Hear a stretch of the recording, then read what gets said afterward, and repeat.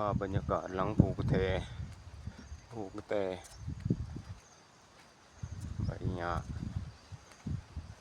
ห้างมาเขาไปเห็ดไม่กวดบ้านก็เริ่มมีสีเขียวขึ้นมาหลังจากแต่ก่อน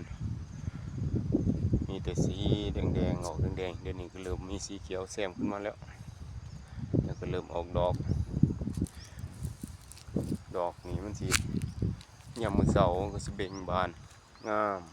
ตกยามมื้อแรงมากก็สิเหี่ยวเฉาลงไปคือเก่า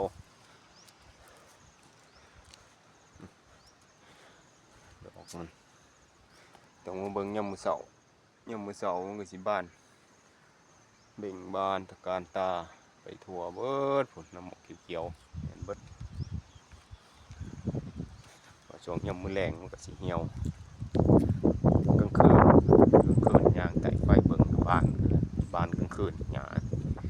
ดอกมันออกกลางคืนสภาพบรรยากาศยามมื้อแรงหลังโพกระแต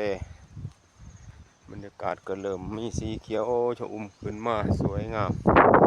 ตามท้องเรื่องต้นลันทมหลายๆต้นออกดอกสีขาว